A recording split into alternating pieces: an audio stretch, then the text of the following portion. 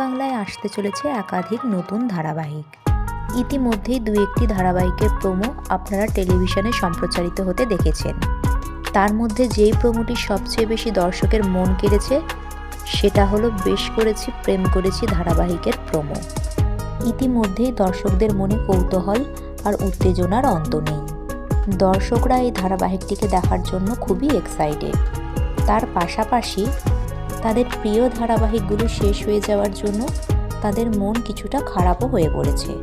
বিশেষ করে প্রায় 3 বছরেরও বেশি সময় ধরে টেলিভিশনের পর্দায় সম্প্রচারিত হতে থাকা ধারাবাহিক জগদ্ধাত্রী শেষ হয়ে যাওয়ার খবর শুনে দর্শকের মন খুবই খারাপ।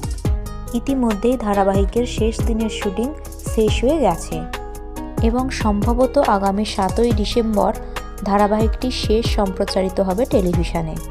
দীর্ঘ সময় ধরে এই ধারাবাহিকটি দর্শকের মনোরঞ্জন করে এসেছে এবং প্রথম থেকেই সমানভাবে টিআরপি তালিকার শীর্ষ ধারাবাহিকগুলির মধ্যে জায়গা করে এসেছে। কিন্তু তাও না চাইতেই ধারাবাহিকটিকে শেষ করে দিতে হচ্ছে, কারণ নতুন ধারাবাহিকটিকে স্লট দেওয়ার জন্য পুরনো কিছু ধারাবাহিককে শেষ করে দেওয়া অনিবার্য। তাই জগদ্ধাত্রী ধারাবাহিকটি দর্শকদের পছন্দের ধারাবাহিক হলেও ধারাবাহিকটির আয়ু বেশ পুরনো হয়ে গেছে, তাই বাধ্য হয়েই এই ধারাবাহিকটিকে শেষ করে দেওয়া হচ্ছে। তবে দর্শক স্বয়ংভু এবং জগদ্ধাত্রীর কেমিস্ট্রি খুবই মিস করবে। শেষ দিনের শুটিংয়ে বেশ আবেগঘন হয়ে পড়েছে এই ধারাবাহিকের অভিনেতা অভিনেত্রীরাও। ধারাবাহিকের এই সেটটি তাদের যেন একটা জীবনযাত্রার অংশ হয়ে পড়েছিল।